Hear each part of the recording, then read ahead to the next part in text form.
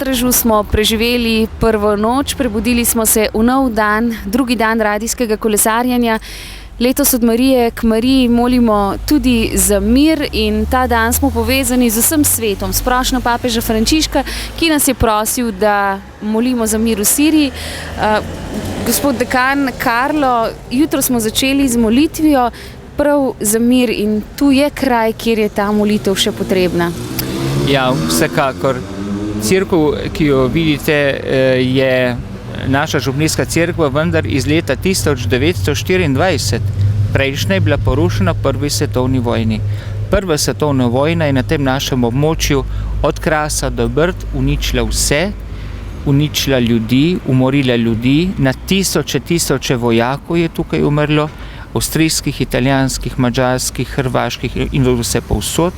Ljudje so bili vsi begunci, nikoga ni bilo takrat doma, tako da mi čutimo še globlje, kaj pomeni mir in zato si v teh dneh še na poseben način prizadevamo za mir. Veseli me, da prav danes, na ta 7. september, ki ga je papež razglasil za dan posta in molitve za mir, vi odhajate na pot iz Štandeža, ki bo nekoč središče uničenja v prvi svetovni vojni, kaj se bomo spominjali prihodnje leto kot 100-letnico.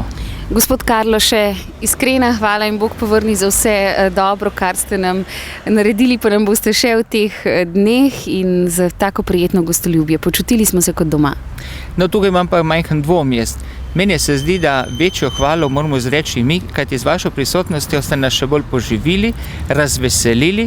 Prepričan sem pa tudi to, da so sedaj mnogi ugotovili, da radovnišče ni samo poslušanje, ampak je doživljanje. Hvala lepa in mi gremo novim doživetjem na pot.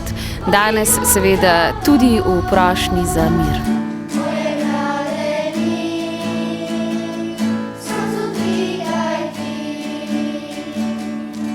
Pritisn!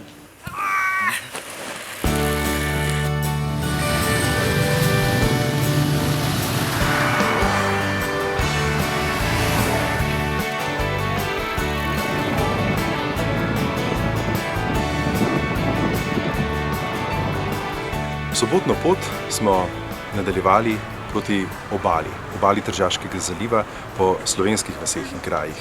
Ne povem, da smo se peljali tudi mimo Doberdoba, ki ima toliko slovenskega v sebi, tudi slovenske krvi. No, živo slovensko krvjo pa smo se srečali v Brkišču, kjer so nam predstavili pot tamkajšnje cerkve in bogato zgodovino in še bogatejšo zgodovino morda pa smo odkrili v Štivanu. Tudi zdaj lahko vidite v ozadju cerkev, ki korenini že tja v 4.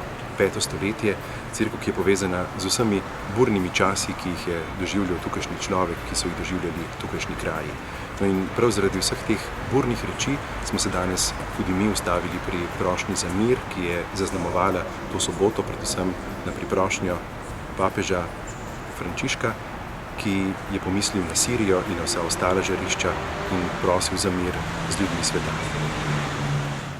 V cerkvi svetega Ivana ob izvirih Timave, ki jo zaznamujejo tisočletja svetosti neprestanih molitev, ki so se dvigale do Boga, se ustavljamo radijski kolesarji in skupaj z vami in z vsem svetom po namenu papeža Frančiška molimo za mir v Siriji, na Bližnjem vzhodu in drugod po svetu, ter za mir v srcih.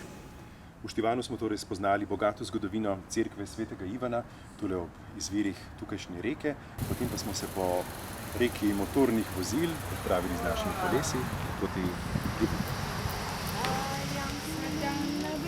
Gledam valove modre